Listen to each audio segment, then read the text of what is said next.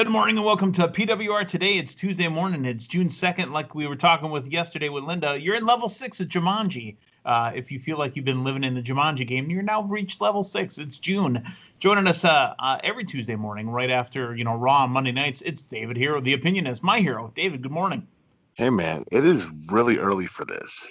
It You is. know that? I mean, I get it. Nelson's on the East Coast, so it's an hour later, but it's an hour earlier for us. This is just, But see, Dave, you don't realize I've always been a morning person, so I'm ready to go, man. I'm hepped up on goofballs. Let's go. It sounds like it's raring to go. So, yeah, man. I mean, yeah, absolutely. It's Tuesday morning. Why not? And it's Tuesday morning, in the greater Milwaukee area for you, greater Fox Valley area for me. It's, Tuesday morning for everybody else across the country, a heat wave. And I don't mean what's going on in the streets. I mean, literally, we've got about 25-degree difference from yesterday to today coming. It's like 90 degrees by me. Yeah. I'm not built for heat, dude. You know what I mean? It's like, not looking forward to that. No, not at all. But that means summer's here. And like I said, it's going to get hot in the city real quick. Brother, summer can be here, but everything's canceled. Everything is canceled. So what are you going to do? I mean, what can they? Nothing. We can sit around and watch the news. That's what we can do. Yeah, and I'm not a big fan of the news, even last year and the year before and before that. So let's talk wrestling. That's the kind of news I want to get into. All right. Yeah. Let's talk Raw last night. What happened last night? I don't remember. Well, Raw was. We're living in the coronavirus wrestling world, right? WWE's on week 2 now of having the hockey ring, the plexiglass around the ring, and there's just. I was going to say there's just a different feel to it. I don't know if I'm feeling it at all. Do you know why there's a different feel to it? Because there's no stars on the show right now. I mean, there's a couple, but you don't have like that holy crap, I can't miss tonight's show. Right. That's what you're missing, and that's why it's uneventful. That's why you don't feel it. I mean, how did Aleister Black become Rey Mysterio? Or how is Aleister Black the protege of Rey Mysterio? Right. How are they good friends? That doesn't make sense. It's just like, come on, stop insulting me. You know what I mean? And then I know Aleister Black. I did his wedding ceremony. I didn't see Humberto or Ray there. I mean, come on. It was just like, stop it. We know that's not what's going on.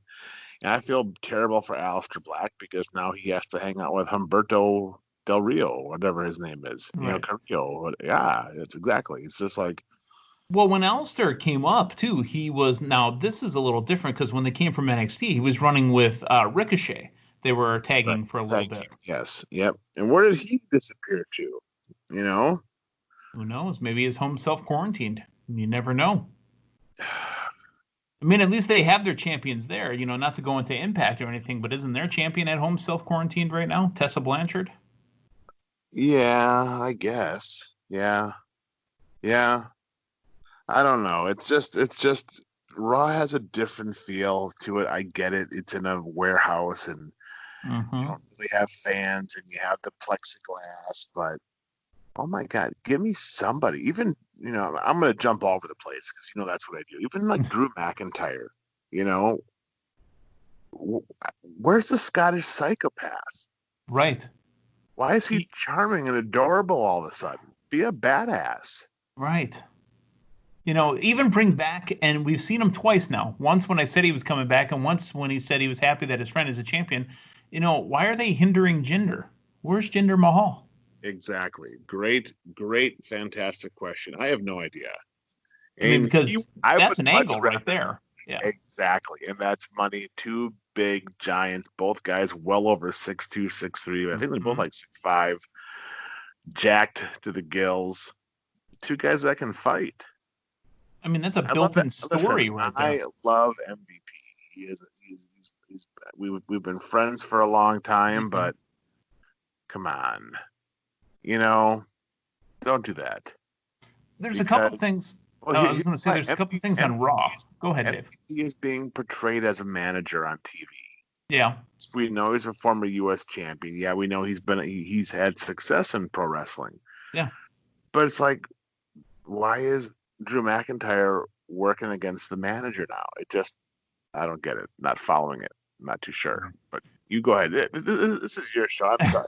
Well, I That's woke up okay. on the wrong side of the bed. Obviously, Hey, you man. take over. People aren't tuning in to hear me. They're tuning in to hear who I'm talking to. So trust me, they're tuning in to hear you. But I do have a question along them lines. Um, Yes. while I enjoy getting MVP on TV, even though he Hmm. told us he retired right after Yes. WrestleMania or whatever it was, I Yes. enjoy having Bobby getting a bigger push now because Bobby really should have Absolutely. been made into a beast, into a main event heel. I mean, because the guy's a former champion here Yeah. and in TNA. When are they going to resolve the Lana story? Because that's what really, to me, is bringing this whole thing down. Mm. I wouldn't be surprised if Lana winds up with MVP and turns Bobby babyface. Really? Yeah. And then that's another person Drew can't work with. But here's the thing. Bobby Lashley is so damaged right Yeah. now that he's not a credible threat to Drew McIntyre.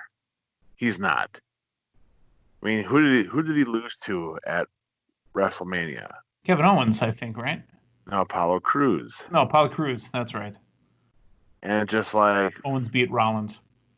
yeah, I'm just like, come on. I mean, and that's the problem that they have right now is when you have Seth Rollins lose to Owens, who was your heel, then you had Bobby Lashley, who could have been like your Brock Lesnar heel because he's just that amazing. Losing to Apollo Crews, it's like, okay, well, your two most credible threats lost at WrestleMania, and you have nobody else being built up. Because we know Edge isn't going to be working with Drew McIntyre right now because he's Not a with, full schedule either. Yeah. yeah, and Randy Orton. So it's like, well, and right now, Kevin Owens, they're using him as probably their top two or top three babyface on the show. Credible opponents are hard to find because they don't make their heels strong. That's the problem they have right now. So there was talk of another, and call up is such a loose term nowadays, but Djokovic from NXT is supposed to be coming to Raw. Thank God you said his name because I know I could. Yeah. Well, I am Polish, so But uh, here's the thing: if they don't, okay, so if they bring him up and they put him right into a program with Drew McIntyre, lame. Bring him right. up, let him just chip away at the roster. Start Yes. lower card, build up to mid card. Also now he's like taking now he's beating the Kevin Owenses. You know what I So you're mean? saying 6 months, maybe Yeah, why six, nine not? months. Because he's a Okay. young kid. Give him time to get acclimated, and you bring him into a situation that's shitty for everybody. Right. No fans in a warehouse. There's no energy. There's no excitement. That's the problem. And the NXT kids, hey, God bless their hearts for being out there and standing for as long as they do, or whatever else. But that's over the top. The wrestling Right. fans don't really act like that. So Right. now the whole thing is completely fabricated and it's losing its luster. Yeah, and that's not that we're trying to compare apples to say pizzas, but that's the difference between what they're doing on AEW and what they're doing, say, for Raw. The AEW, yes, it is the talent that's out there. However, they're not booing and cheering. They're there to watch the show and maybe react and maybe No, interact. that's not true. They're very vocal. You Oh, they're know, vocal, but I mean, it just seems canned and corny on Raw. yeah, it's because the guys around. It's because it's legit. It's the NXT students. You know, Yeah, so. it seems homogenized. Honestly, it seems kind of Mhm. like clean. Whereas there's a grittier, dirtier feel to the AEW where you have the actual main roster talent that's out there sitting at ringside. Right. Well, plus you can see them easier. Also, Yeah, there's absolutely. no glare. Do we think, with the interview that we had with Rey Mysterio and Dominic showing up again, is there a time that Dominic may get into in-ring competition? Oh, absolutely. And here's what I'm hoping. I'm hoping that they have it where Dominic falls under the spell of Seth Rollins. Mm, He has to then go save his his young Padawan. You know what I mean? okay. I think that's just a better story. Because let's be honest, there is no way Dominic Mysterio can get in the ring and have a competitive match with Seth Rollins. the guy that has defeated Brock Lesnar twice. Right. You know what I mean? So let's not insult anyone's intelligence. Let's just say, hey, he falls under the mind spell of the Messiah. Makes for some really interesting TV. It shows the emotional stress that Ray then has trying to save his son to get him out of that spell. Yeah. And, you You know, the know, Messiah's got new music now, so it's hypnotizing. He's not yeah, burning it down anymore. exactly. Well, I mean, yeah, they would, yeah, exactly. They had to get So, rid of that.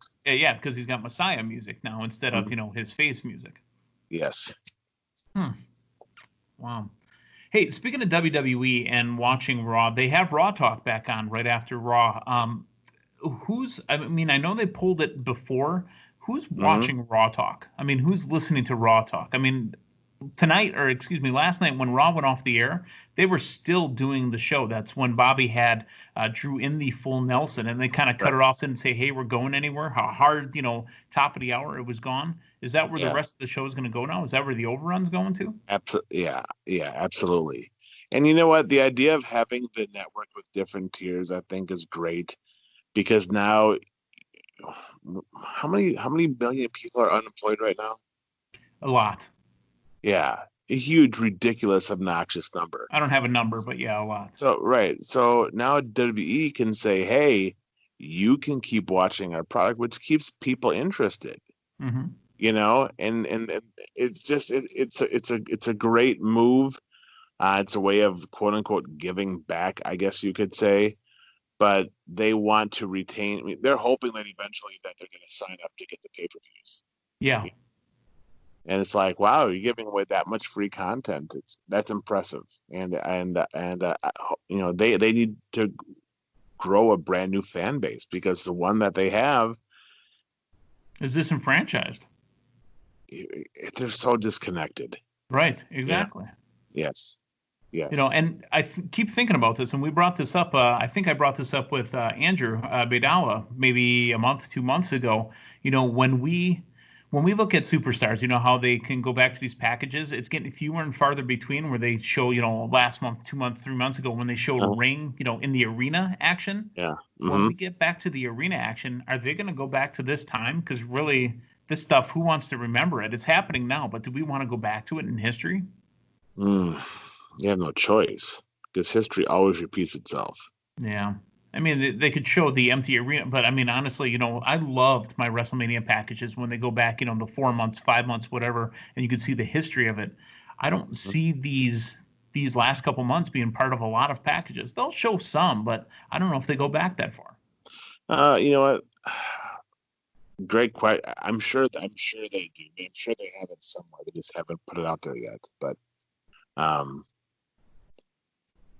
WWE just needs to be super creative. They need to get their fan base back.